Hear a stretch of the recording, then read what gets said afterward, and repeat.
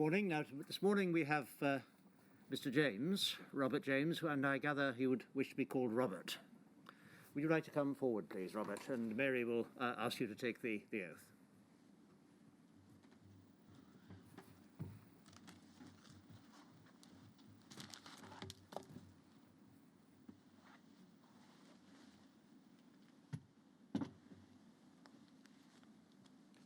Well, in Mary's absence, I'll ask you if I can remember the words. I did practice, but I've forgotten them as well. Sorry. Well, we'll just take a moment. Oops.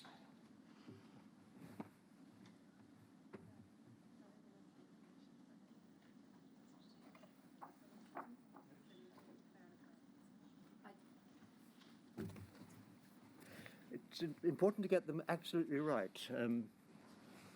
So please state your full name. Robert Magnus Lee James. Now repeat after me. I do solemnly, I do solemnly, sincerely, sincerely, and truly declare and affirm that the evidence I shall give shall be the truth, the whole truth, and nothing but the truth. Thank you very much.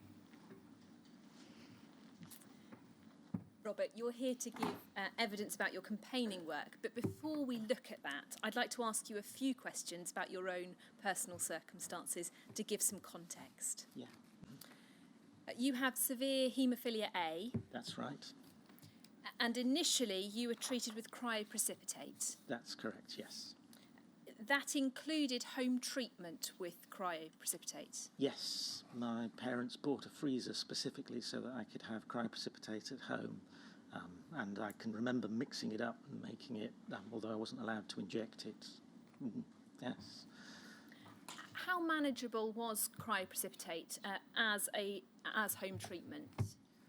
Well, at the time it was great. I mean, it was the difference between going to hospital 2 or 3 times a week in an ambulance, which would have been 20 minutes, half an hour away, or sometimes being driven by my father. So to have it at home when I had a bleed, to just be able to go to the freezer, and it took a little bit of time. You defrosted it, you took a 50ml syringe, you put a needle on it, you jabbed it into this plastic bag, and you pulled out the orange gunk. And there was 6 or 7, I think, bags you used, and then it was injected into me. So I don't remember it being difficult. I suppose the hard part about it was you couldn't really take it anywhere because it had to be kept frozen. But as home treatment, it worked. Now, Robert, you're very softly spoken. Might I ask you to go slightly closer to the microphone so that everyone can hear your answers? Okay, I hope that helps. Help our technology team as well. Your family moved a couple of times, and in 1977 you were registered at Taunton. Yes. And by then you were receiving factor concentrates. Yes, the last year, I think it was in Rugby or maybe in Gloucester, we shifted from cryo to factor concentrates. Are you aware of whether your parents, or I suppose you, were given any advice about the risks involved in changing to factor concentrates? I don't remember anything, and I don't remember my parents talking about it. I know I was aware there was a risk of hepatitis B, but I can't remember how I phrased it in my statement, but it was something I knew it was there, but it was a manageable condition, and it was one of the things you might get. But nothing about the change of that becoming, say, more risky or more likely with factor concentrate. Nothing. It was just an advance. It was a really great thing. Was that was actually easier to store and easier to carry. In relation to hepatitis B. You recall, I think, being told about the risk of hepatitis B in the late 70s during your teenage years. Can you remember what you were told about it? No, and I don't know whether it was my teenage years or before. I just have this memory of being aware of it at the time. I can remember when it was Russell Harty died of hepatitis B which would have been in the 1980s. I remember being quite shocked that someone died of it, because whatever my impression of it wasn't that it killed people, that it was a condition you got and went away, I think. You've identified in your medical records that by the time you were being treated in Taunton, your liver function tests were abnormal. Yes, yeah, I wasn't aware of that at the time. And from your records, you've seen that continued through the 1980s. Yes. Do you recall anything being discussed about those tests at the time? No.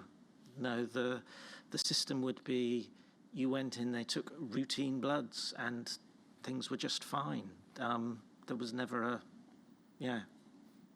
that was never an issue that I can remember being raised at all. And then when you were 18 in April 1985, you were told that you had HTLV3 antibodies. That's correct. Can you tell us how you came to be told?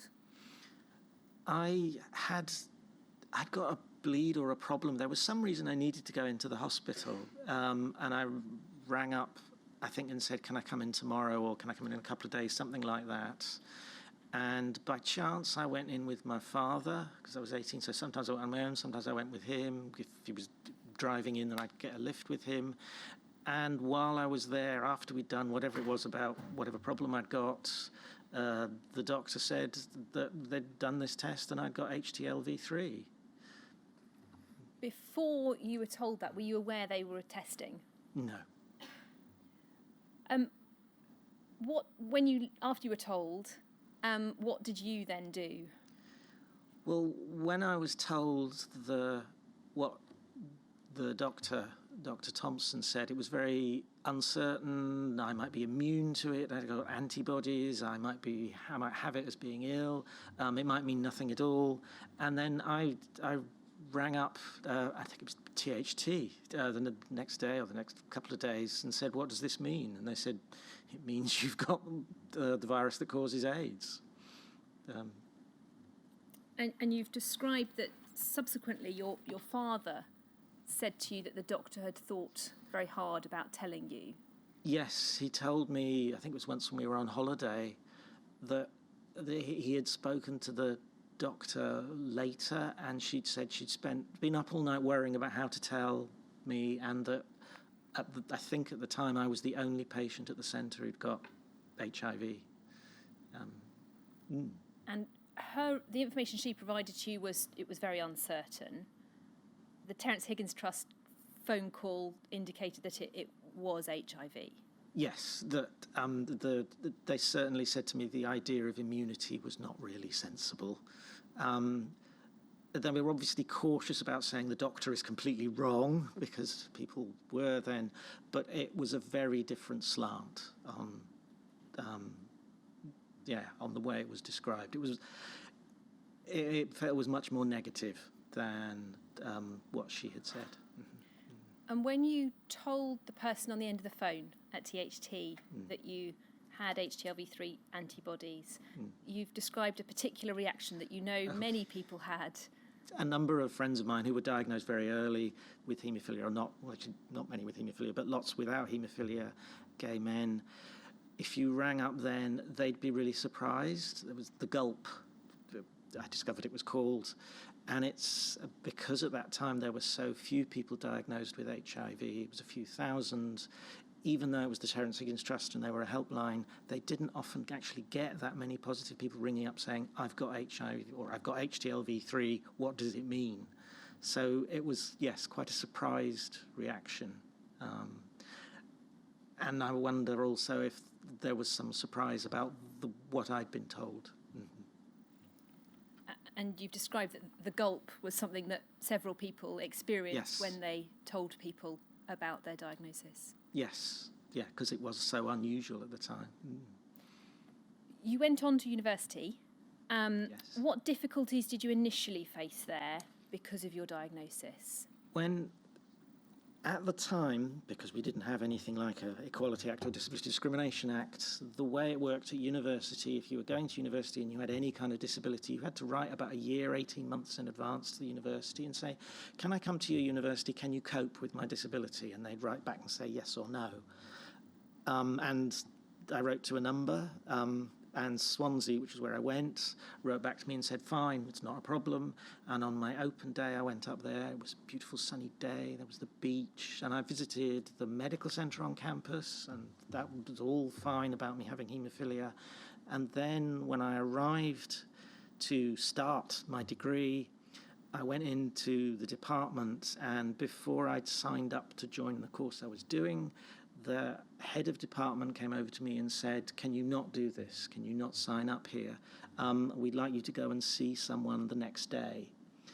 And there's someone in administration in the university, and so the next day I went to the administration building, and the person I was meant to see wasn't there. And I sort of moved around different people, not quite sure what I was doing, and nobody quite sure what to do with me. And I ended up seeing the head of undergraduate admissions that I was a bit intimidated by, because that seemed like a really powerful position.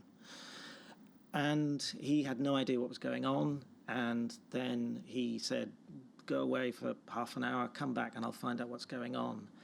And when I came back, he said, the problem is you've got haemophilia. The department is scared because of a lot of publicity recently, and it was particularly the case of a boy in Hampshire that I think was mentioned in evidence a couple of weeks ago, that I might have AIDS. And I said, well, I do, which probably wasn't the best answer at the time. And he then registered me with the university, and for a few days I was a student without a degree. And I do remember thinking at that point, if I can string this out, I'll just get a degree without doing any work. But I was then finally registered with that department, but I couldn't really do the subject very well, so I changed to a different department. And when I told them about my haemophilia, they were just much more relaxed, so it seemed a lot easier. You also have hepatitis C. Yes. How did you find out about that diagnosis? I can't actually remember being told about the diagnosis, but I knew I'd got it. I had a friend, actually at Swansea, who was living in Cardiff, and I went to visit him, and it was one of those, or it was a time when you could go to university libraries and they didn't block you at the door, so I could go in, and I went in and I just went through some medical journals to look. I must have heard something about non-A, non-B or hepatitis C being discovered, and I read some papers that were US ones where they tested their cohorts and everybody got it.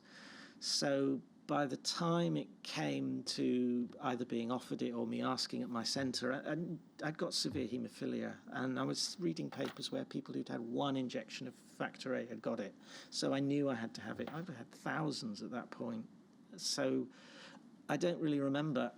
And of course, I still had, I'd got HIV, and everyone was saying, well, this is going to kill you.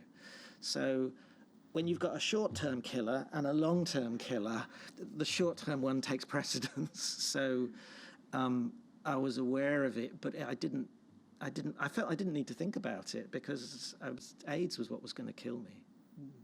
And as a young man with that diagnosis, can you tell us a little bit of the impact of the twin diagnoses? One of the major impacts of having both diagnoses was if I went on a date, or if I met someone I wanted to go out with, it took so long to go through all these things. And it must have been the point, I'm sure, with some of the women I was speaking to, where they're thinking, what else is there? If he does haemophilia, which is probably fairly obvious, I didn't walk very well and that type of thing, but and then I do hep C, because often they'd never heard of it, and that felt like a gentle lead-in. If they could deal with that, then I go to HIV, and everybody'd heard of that. It made me a bit of a, I don't know, I became very well known in the university simply because what had happened in that department, it was then published in the student newsletter, and there was a couple of weeks running about a student who, with haemophilia, who'd not been allowed to join, and the student was saying, this isn't outrageous, and it was all a fear of HIV, and the departments, particularly science departments, should be more competent than that, and therefore, as I was the only one with haemophilia at the university, everybody knew it was me once they'd met me. So I would tell people I'd got HIV. I'd found it really hard to tell my friends who I'd sort of grown up with, and that's so hard to say to people you know and people who like you, I've got this disease, it's going to kill me. So I sort of decided it would be much better to say it very early on, and then if they were scared or bigoted, they'd just leave me alone, and if they weren't, they'd stay friends. And it was, in some ways, quite a good filtering process. But it was very isolating, is probably the best thing. And I discovered about 5 years later that I went to a large-scale conference, a body positive conference. There were lots of people with HIV there. There was someone there from my university, and we'd both been in the same club together.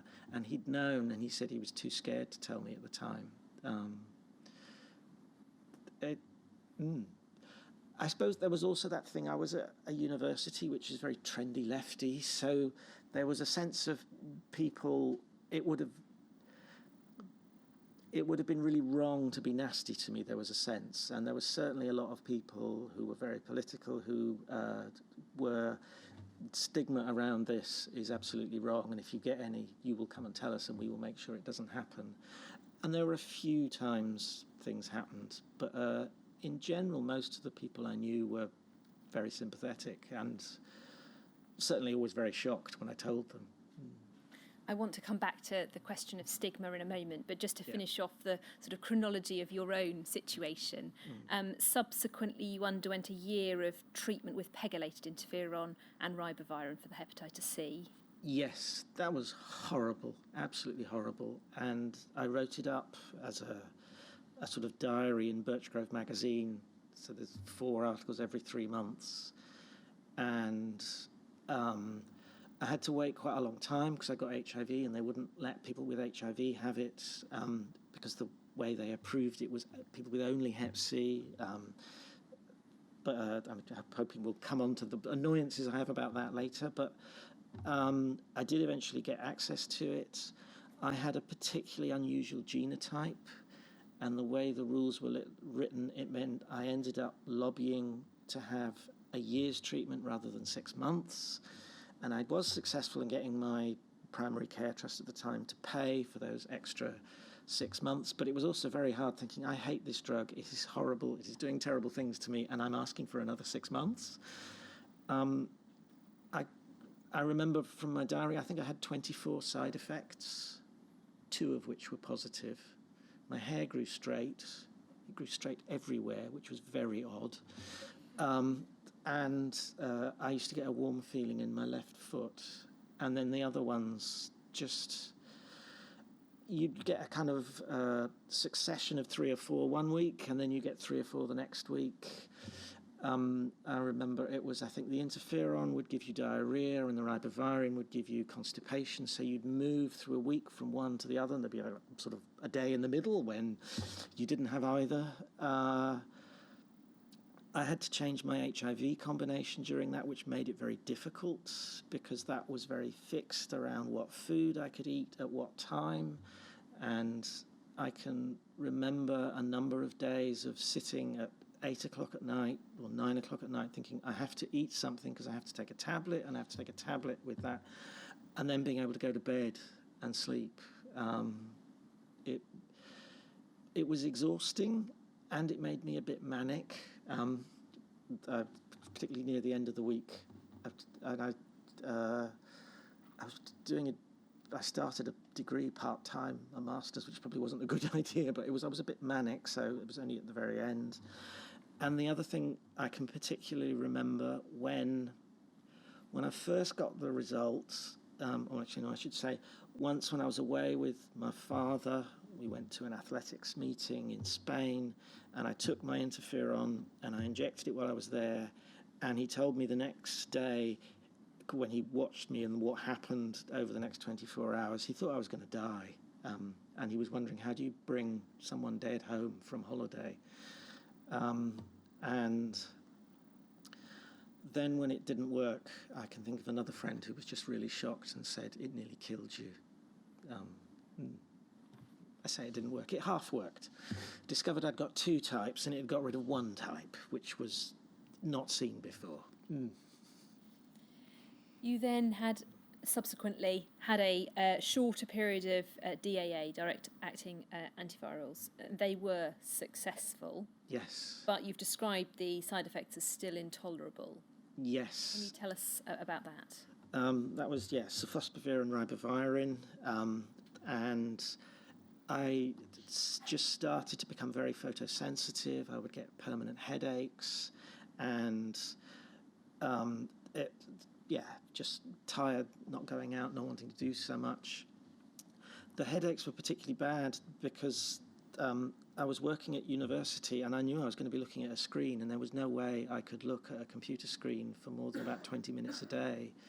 And term was coming up, and I couldn't teach with a permanent headache 24 hours a day that would get worse through the day and then go to sleep. So I had to stop early, but it was successful at least. And you've described there working at the university. Can you tell us a little of what you do? Yeah, currently I teach at Sussex University on the social work course. I have a qualification in social work, but I mainly teach law because I did a PhD in law. You've only ever been able to work part-time, is that right? My first job was full-time, but since then I've really only ever been able to work part-time. I did have one other full-time job, and I better not say what it is, but there was so little to do, I actually only did it part-time and pretended I was full-time. But yes, and often that was fitting in things like treatments, interferon, problems with bleeds. I've had a number of operations, joints being fused, lots of elbow operations. And the last at least 10 years, I'm just too tired. I can't work full-time and do the other things I want to do in life. So I work part-time and have done. I want to go back to the early 80s and the emergence of AIDS. We very briefly touched on stigma and your time at the university in Swansea. Can you tell us a little bit more about what you were aware of in terms of stigma and HIV in the early 80s? Well, a lot of the things I'm going to say might sound obvious, but it was very associated with gay sex, particularly between men, although that kind of homophobia spread across. And it was also associated with drug use and to some extent sex workers. And those were groups of people who were reviled by society. We had laws incriminating, punishing people or not giving them the same rights as everybody else. And with that association made it very much a disease. Nobody wanted to be near you. People were afraid sometimes of if I'd used their cutlery or their crockery, they'd throw it away. I can remember once in hospital being after I was diagnosed, being on a trolley going to theatre, and outside of the sort of anaesthetist room where you're waiting, the 2 nurses disinfecting with bleach the trolley I was lying on, and even having a discussion whether to disinfect the tyres and the wheels. Which was bizarre. I hadn't started cutting me open at that point. I mean, I hadn't bled anywhere. That level of paranoia and the continuous bombardment of tabloid stories about it, as it was always being presented as the worst disease in the world, and it was associated with bad people. And although those of us with haemophilia were endlessly called innocent victims, I hated that term, and I hated the fact that that blamed people. No one deserved this disease. What do you identify as the key drivers for the stigma? Are there things that you identify as key issues? I think it's the links to those groups, particularly around homophobia. We had a very homophobic society in the 1980s. It's also the British discomfort of talking around sex and talking about anal sex, even more so. I think technically at the time, anal sex between heterosexual couples was still illegal. So it was that fear and revulsion. We had no anti-discrimination laws around that at the time, so gay people could lose their jobs, particularly if they were teachers. And it was that association with dirtiness. James Anderton, the chief constable of, I think it was Manchester, who described people with HIV as swirling in a cesspit of their own making. I hope I've got his quote right, but that was quite common. That was the way people with HIV were described. And it was seen as normal to be bigoted towards those groups. You've described a separation between innocent victims of HIV and other groups with HIV. From what you understood of the time, how did that division, that segmentation arise?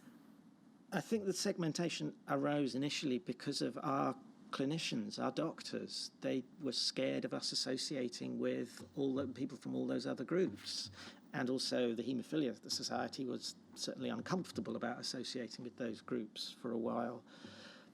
And the way haemophilia doctors saw us were, we were their children. Because it was predominantly a young person's disease at the time, because older haemophiliacs had died of bleeding before we had cryo,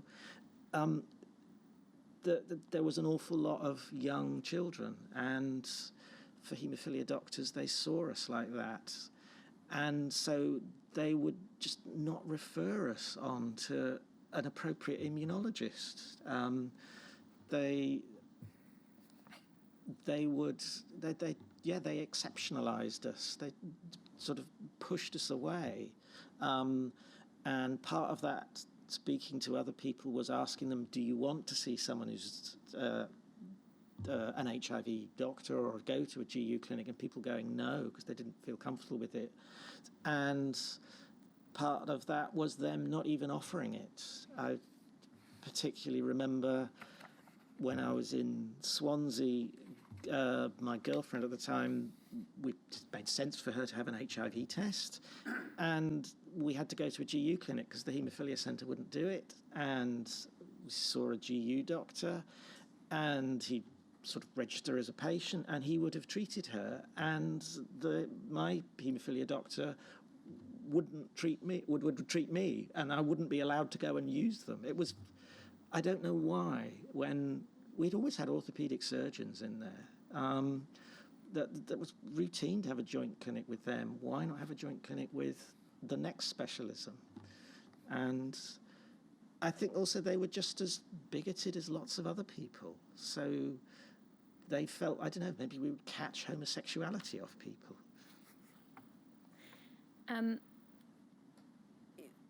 Following on from that, in relation to that, how it affected treatment and care going forwards, you've mentioned that there weren't necessarily referrals to immunologists or GU clinics. From your own experience, and perhaps from the experience of those you've campaigned with, what effect did that have on the treatment that was provided? Well, I think there were a number of effects. The effects initially, when there's very little treatment for HIV, were around treatment for opportunistic infections. And certainly I can remember inhaling nebulized pentamidine, which is not great. If anyone's had it, they'll remember that. But the knowledge of how you treat those got better and better over time. And if you were if you were a doctor that treated people, an infectious disease doctor, immunologist, whatever it was, you'd be seeing lots of that. You'd get better and better. And you'd be going to conferences with other doctors to talk about that.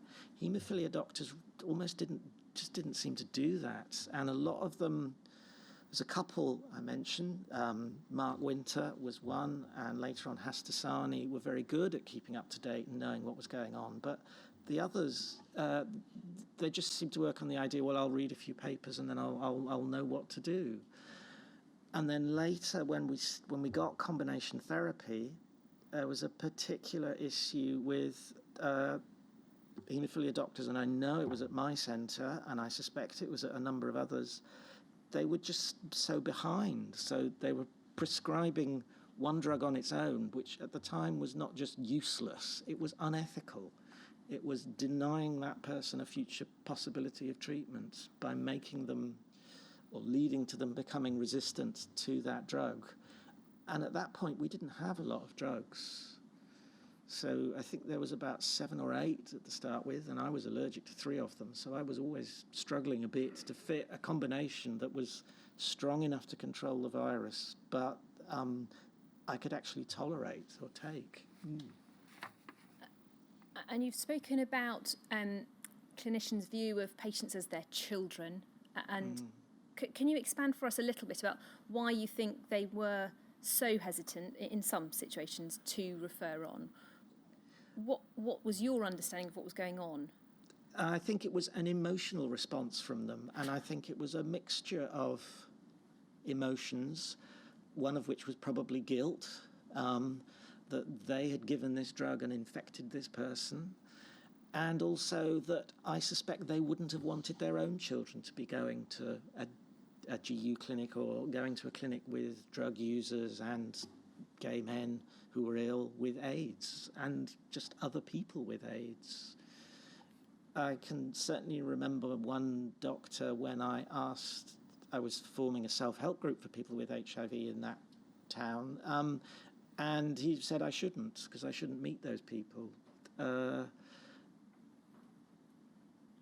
think having the way that group of doctors, having seen those people grow up, I just sometimes wonder if they just couldn't quite believe it had happened, that this was too awful a thing, too terrible a disease, the disease of pariahs, that they just wanted to keep it to themselves so other people didn't know, perhaps.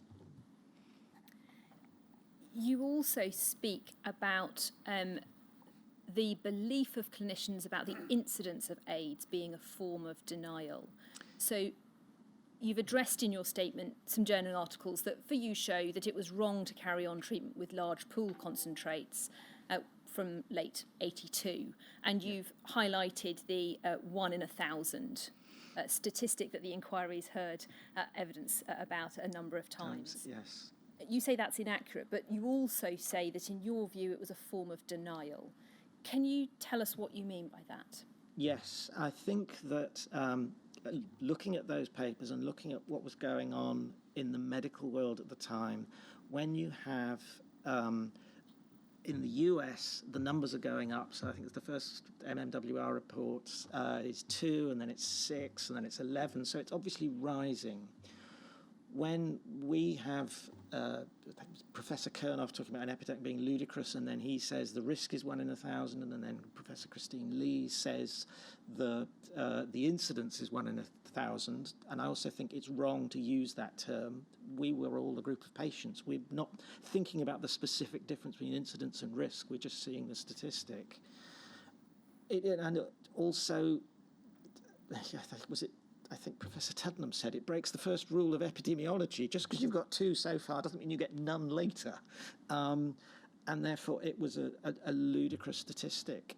And at the time, there were papers published about cohorts of haemophilia. There was one, I think, in Newcastle, and these are all at the start of 1983, which found that we had a reversal of the CD4-CD8 ratio amongst our groups.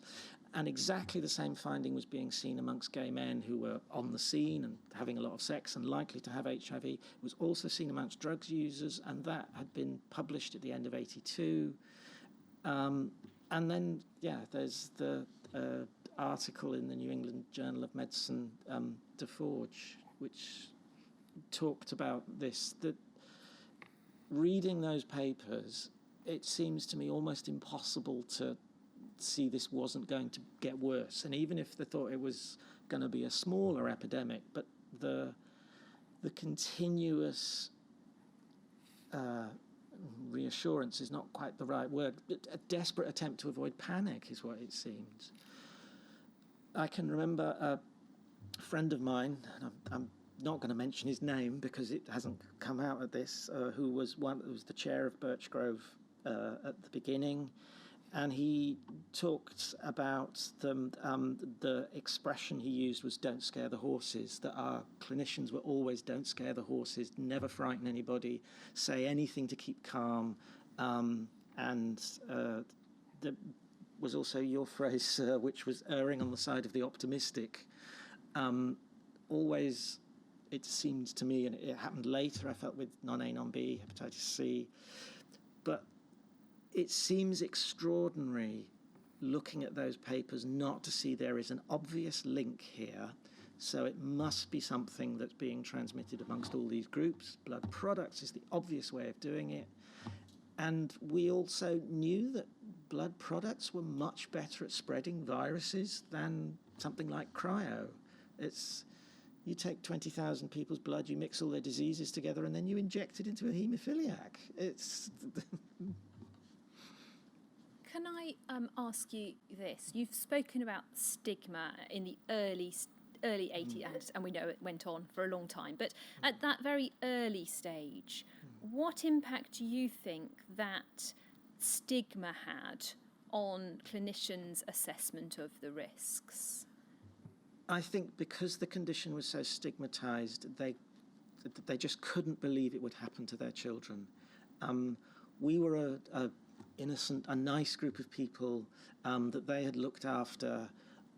We were not like these disgusting, loathed groups. And therefore, I just think as an emotional response, they daren't believe it almost. And because it was a disease that was seen as having an almost 100% death rate, which is massive, extraordinarily high for a disease. I just think they denied it both to themselves and to us, and that led to that continuous, the phrase that appears in so many Haemophilia Society leaflets at the time, allaying unnecessary fears rather than recognizing necessary fears. And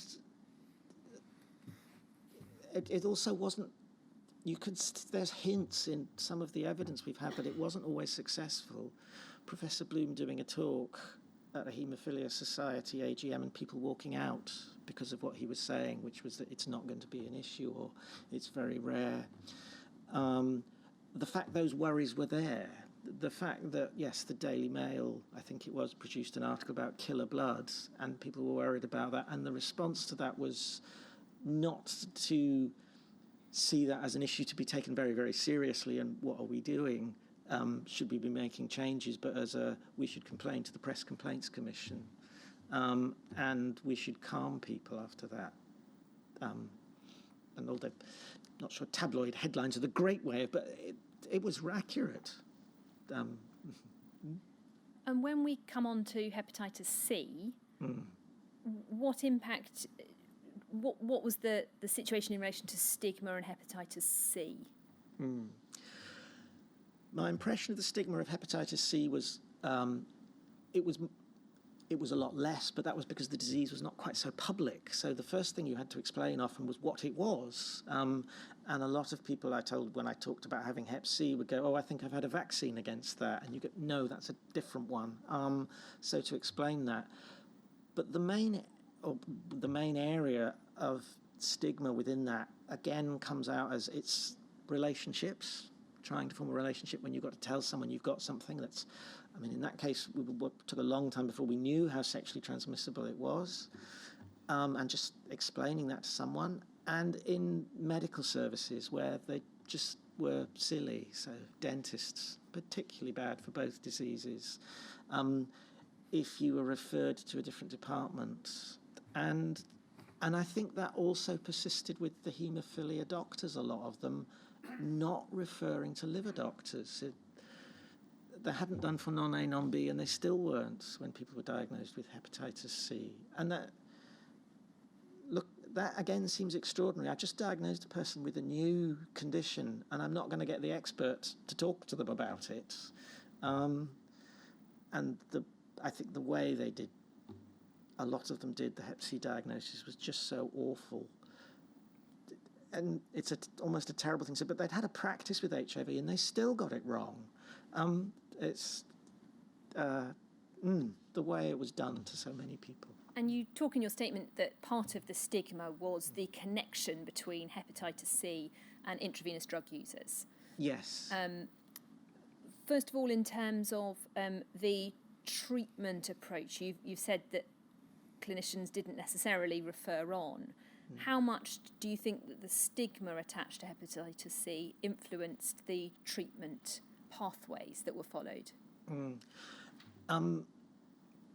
I think it influenced it a lot. I mean, certainly amongst liver clinics, they were often very reticent to treat certainly current drug users,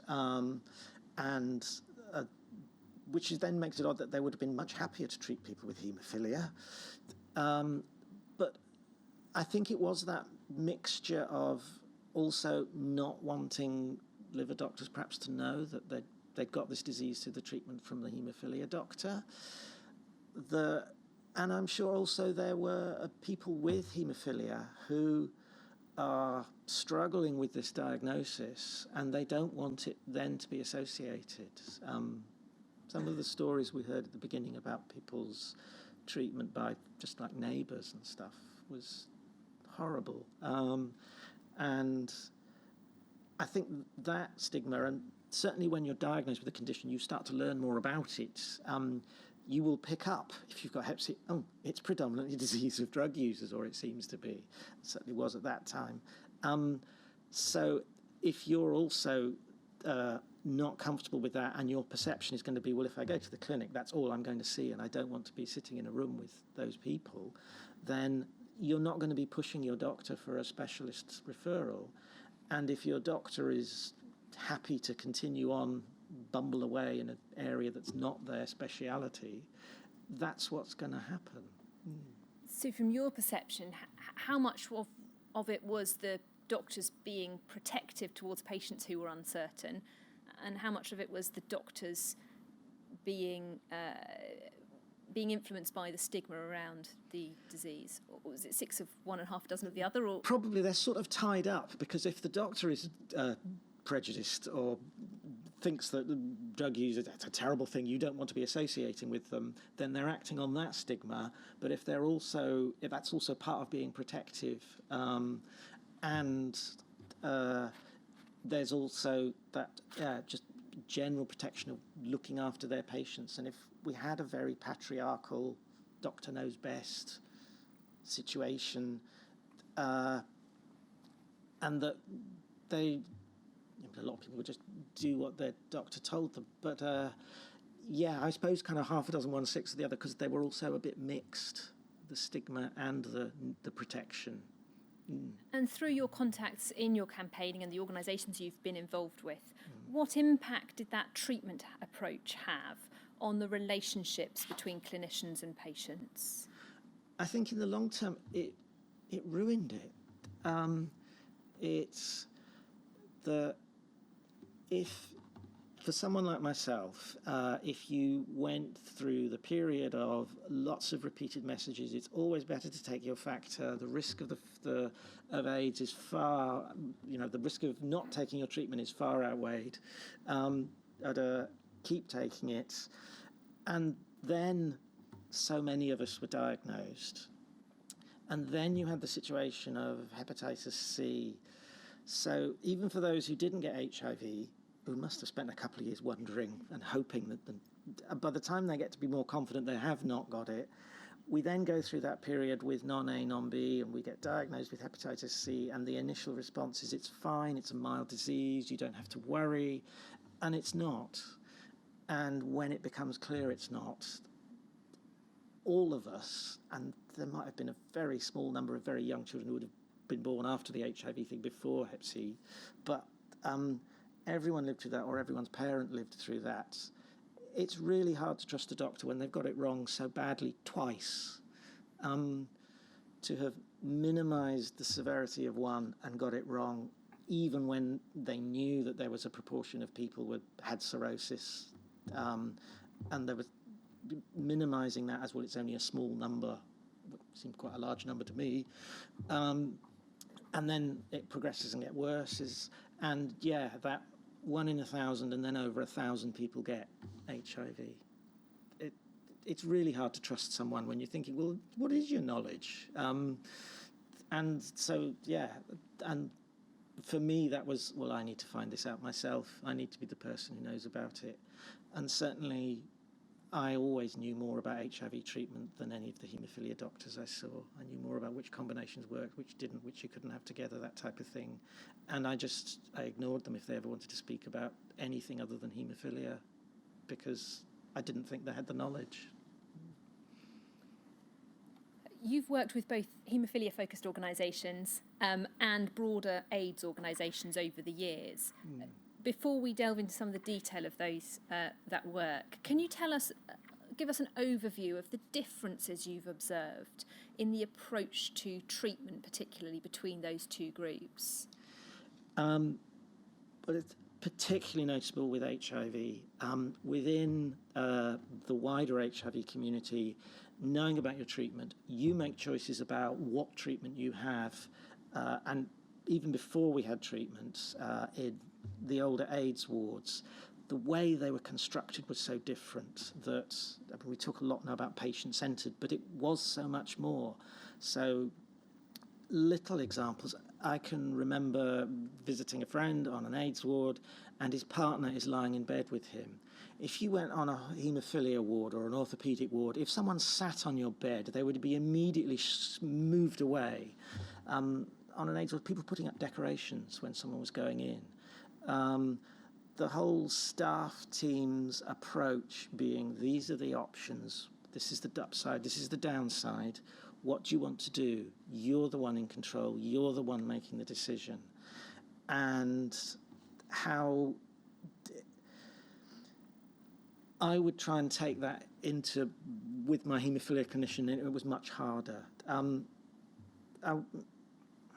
This isn't a kind of damning statement, but I can particularly remember talking about one AIDS doctor quite early on, who was my doctor for a long time, and just saying, well, the main difference is he's a human being, and that he did not take that attitude that I have decided what is right for you, and you should be following it. We shouldn't be arguing about it. And I suppose, like a lot of people with haemophilia, I started to develop techniques of how you manipulate your doctor into doing sometimes the thing that I've worked out is right, and sometimes the thing that I want. And I would always do it with knowledge. I would always try and make sure I knew more than them. And then asking them questions they can't answer makes it harder for them to take the option that they've gone for. That whole approach of, the patient being in charge of their treatment, the patient deciding on risks, the patient deciding on what treatment they have, was just so extraordinarily different. And it feels such a shame that there was something that if we had had that earlier. That's very much the approach from the clinicians and on the AIDS wards. Did you see a similar difference in the campaigning organisations and in the support organisations that you were involved with, as between the haemophilia support organisations and the broader AIDS organisations? Yes, the broader AIDS organisations were always much more comfortable with campaigning. It's part of what they had to do, whether it was campaigning around stigma, whether it was campaigning for rights, anti-discrimination, for people to get treatment, where it was expensive. And also that they promoted the idea that as patients, here is the information for you, here is treatment information, you can make the decisions. So there were two organisations that their sole function was providing treatment information to allow patients to know things, because at the time, of course, the internet wasn't available, or only came later. So they would produce a newsletter which just listed, and there would be summaries of trials of HIV drugs, of opportunistic infection treatments, that they would just post to you, so you could get it and you could find it out. We just didn't have that. The Haemophilia Society didn't work in that way. There was later a number of meetings around Hep C that I remember, but I don't think there were ever any meetings around going around the country saying there's this risk of HIV. It wasn't a treatment organisation in that sense, and it didn't look to be knowledgeable about that. So certainly when there were issues like NICE appraisals, it would often be me who was the person representing, because I'd read up on this. There were some from the society, some people would know a bit, but and when I compare that, even just something like the Hep C Trust, they would always have someone who knew what was going on with those drugs, and they saw that as part of the way to do things as a charity. The other issue with a lot of the AIDS charities, they knew you were going to die. They treated you as though you were going to die. They didn't deny it or hide it or get scared about it. That was what was going to happen. And I can think at Body Positive Brighton, we used to have a corner, and you'd go in every month and see what names were written on there, and that was the person who died this week, this month. You've talked about how you came to seek to have as much knowledge as possible so that you could influence your care. Has your campaign work impacted on the care you've received in any other way?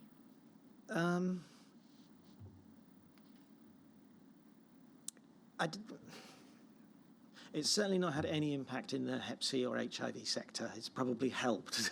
And then certainly there's a group of clinicians I know in those sectors, and they enjoy talking about medical stuff. That's their job, their hobby, their interest. So that works. In haemophilia, I'm sure it frightened some doctors, and I may not have got the most comfortable response from a number. And I know the Macfarlane Trust at one point, I was on the list of people who only ever spoke to the chief executive, which I can remember being surprised when I spoke to a friend and they used to speak to the social worker, and I was like, they've employed a social worker? When did that happen? Because, and I know this from another couple of other people, if we ever rang up, we were immediately put through to the chief executive, and I'm sure that was because we were seen as the difficult people. I want to work through some of the organisations you've been involved with. Very early on, you set up a self-help group in Swansea. Yes.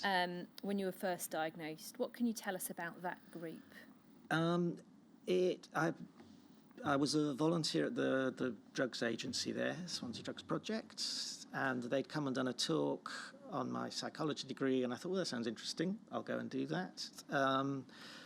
And I did some training for them actually around HIV, and I met a guy there who was positive, and then I also got a bit involved, or I obviously had been in touch with the AIDS line, which was the support agency, and there was a gay guy there who was positive, so I just suggested, why don't we form a self-help group, the three of us, and they all met in my front room of the house I was renting as a student. And we saw each other, and the only other person that I met was when I went to the dentist, and that was a very bizarre experience at the hospital. Having arrived at reception, and the receptionist obviously being scared of me having seen my name and not wanting to touch my bit of paper that I'm holding with a letter on, and being led down a corridor, past a no entry sign, through a building site to it was really a corridor with some filing cabinets in and 3 chairs. And there are the 2 guys that I say hello to, and there is someone else in a wheelchair with his mum, and the mum says to me at one point, I've seen you at the haemophilia clinic. And I thought, oh, I know what the special dentistry clinic's for then. and so that was, that was what we did. And we met a few times, and then we all got jobs. I came to the end of my degree, and so we kind of empowered ourselves out of existence. That was, none of them died. That was good. You weren't particularly involved with the Haemophilia Society initially, but you've said in your statement you rejoined them in about 1983 when it was becoming apparent that AIDS was an issue. What was your involvement with them thereafter? I joined because, and I think it was because I'd seen the TV programs, either The World in Action or the Horizon ones, and I remember that, and that was why I needed to join and got information. For the first few years, I was probably just receiving information, and then after I was diagnosed, they sent out, I think, a request, was anyone prepared to do media work around HIV? And I wrote to the worker there and said, yeah, I'm prepared to do media work. I was a student. I didn't have any children to worry about, stigma towards. My parents were happy with it. Later on, I then got a job with the drugs agency, so I was also working with people with HIV, so they were comfortable with it. So it felt the right thing to do. I was in a position where I could do this with minimal impact on my life and my dependents and carers. So that was the right thing. And yeah, I did a number of conferences for them where they were kind of building relationships with some of the wider HIV organisations. So the Terence Higgins Trust conference I went to and spoke about haemophilia a few times. The National AIDS Trust after that formed. Body Positive, probably a few others. And I was in some newspapers, and I did appear on TV a few times, but I can't remember what programmes I was on. It was a news one, I think. First of all, taking the conferences that you spoke at, do you recall what the aims of those conferences were? What were you seeking to achieve by being part of them? For me, it was trying to bring haemophilia into the wider HIV world, because it wasn't involved. It was separated off, and to a large extent, some people choosing to separate off, but also to influence the HIV sector, which was predominantly gay men. So the culture, if that's the right word, around heterosexual men is quite different. Even very basic and almost stereotypical things like nobody liked football when I went to an HIV organisation. So if they were going to put on an event during the World Cup final or the FA Cup, I was going to say no, because you're not going to widen your audience and get people at that point.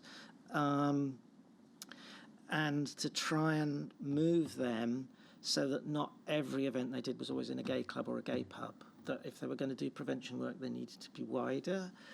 And to understand about haemophilia, that, there was always this perception of saying blood transfusions, and I was never sure how much to push to say it's not blood transfusions, it's blood products. The risk in transfusion is much less, and products, it's getting to the almost inevitable stage sometimes. The fact that we had Hep C as well, which at that point was an issue amongst some drug users with HIV, but not really others. And to build bridges between the Haemophilia Society and those organisations. And in some ways I felt I was the only one who was being done for that, because I was the only one prepared to. And in terms of your media work, again, what were the aims of doing that? That was part of the campaign for compensation. And having been given this through our medical treatment, to then be just ignored by government and pretend that, well, that's just what happens. And then there was the initial, I can't remember whether, I think I started before the initial announcement of the Macfarlane Trust money, to make it public that this was a wrong that was done. And certainly, under that government and the previous governments, they had failed to protect the health of for 1,000 people, and then we expand later on for Hep C, and that they needed to be held to account for that. And because I could do public work, I could put my face to it, and I always felt it was better if you could have a face to a stigmatized condition. If your silhouette, it can almost make it repeat and highlight that. I could do that, and I wanted to do that. I was happy to, appear in. It was part of one of the newspapers. I can't remember if it was the Times or the Sunday Times did it as a sort of campaign. So I was one of the people who took part in that, and just talked about what had happened, my life, what it meant to be a young man who was going to die. And we've got an example of one of those articles, if I can put that up. Shumik, it's HSOC 0022166, please.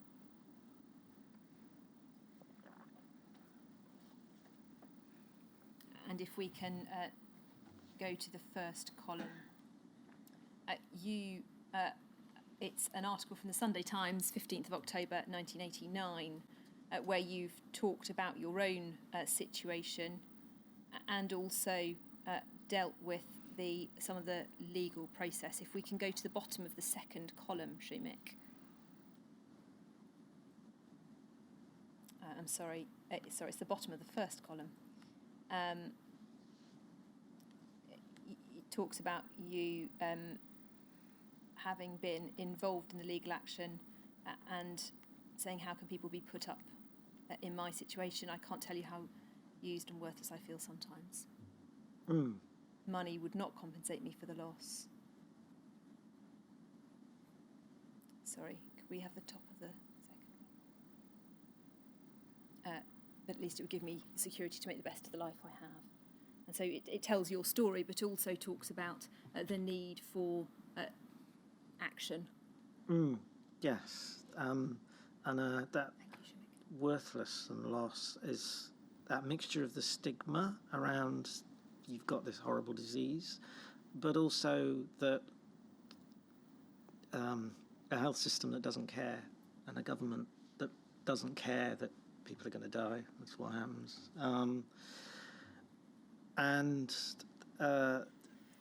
The legal process. And I was fortunate being a student when I started my legal action, which meant I got legal aid, so I could start suing we had to sue everybody. It was like you had to sue your doctor, your health authority, your hospital, your Department of Health, the Secretary of State for Health. It was sort of everybody. My doctor was at least very good about it. She just said, yes, you should. So she didn't take it at all personally. And it became fairly clear to me actually very quickly that the legal campaign was never going to win, but that didn't matter. It wasn't about that. It was keeping it in the newspapers. It was putting pressure on MPs. It was also highlighting how the continuous back and forth of will you make these documents available, and no, in national interest that they shouldn't be available, and you'd have the minutes of blood transfusion committee meetings being kept secret for the national interest. And you go, are they really that exciting? That was a way to do it. And also, there was a point where I realised if we lose in court, that looks so awful for a government. We've dragged everybody through this. Probably half of them have died, and we're still refusing to do anything about it. Just staying with the media work you were doing, was there any impact on you personally because of that media work? Did anything follow from that? There was a few negative things. I did get dog shit through the door a few times, but I don't know what that was. I'm guessing it was about that because it was about that time. But again, that was pretty standard for people with HIV. It's horrible, but it's what would happen. The strangest one was out walking my dog, and a woman came up to me and said, I saw you in the in the press or something. And I was like, oh, what's this? And then she said, yes, you were Disease of the Week in Bella magazine, which completely took my breath away. It wasn't huge. There were bits, and certainly some of the things. I've also had some really positive things. I can remember doing something, and it would probably be 10, maybe 15 years ago, just in my local paper in Brighton, and going into the butchers, and he'd read it, and he was just, wow, that's awful. What a terrible thing to happen to you. And I can remember going to football one day, and one of the guys I sat next with, who I probably might have said I got haemophilia, but I might not have, and he just came, he was on the bus, and he sat down and said he'd read the article, and kind of, go, oh, yeah, you should campaign. What can I do to help? So if people were nasty to me, I didn't see them as people, because they would do things invisibly, if you like. But the majority of people were very sympathetic that I spoke to. You were also very involved with the Birchgrove group. Yes. The inquiry's heard some evidence about Birchgrove, but can you tell us from your perspective the role it played in providing support to the haemophilia community? I want to come back to its interactions with Macfarlane later. Okay. But yeah. for now, if we can talk about the support that it provided. Yes. Well, it started off in Cardiff, and it was a social worker there, Mary Dykes, and she got together a group of people and sort of pushed them a bit, and they decided, these 4 guys, that they'd start a group, and I think they first had a meeting in a hospital, and that didn't feel at all right. And then one of them knew a landlord of a pub, so they all met in the Birchgrove pub, which is in the Birchgrove area of Cardiff, and that's why it's called Birchgrove. And it started off, everybody would just go to the pub, and it was the guys with haemophilia, their wives, parents, children, anyone kind of associated with it, and it was just to meet and talk.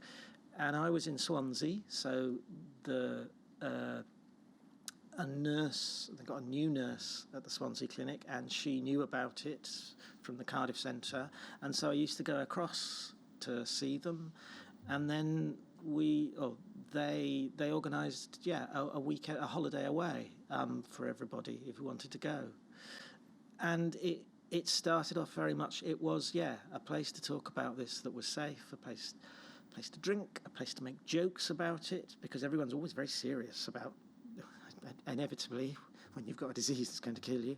But and to talk about the hassles we had, the difficulties we had, and to find out how other people had did things, and to share that kind of information. And it was also really nice at that point at the beginning, because it was so mixed. It wasn't just people with haemophilia and HIV having to meet and talk to each other. It was the wider family of all those people who lived locally. And that group developed to also provide information in a more structured format. What was your involvement in that?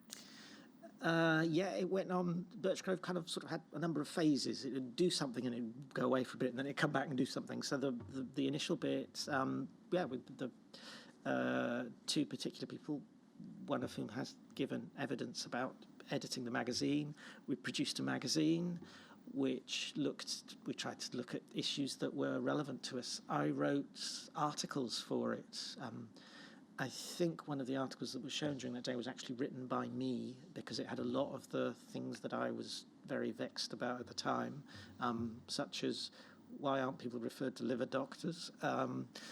But I contributed to it in that sense, and I would give ideas, and I also acted as a link between Birchgrove and some of the wider HIV organisations, because I was in touch with them. And when I moved away, I would just go back when I could to see people in Cardiff.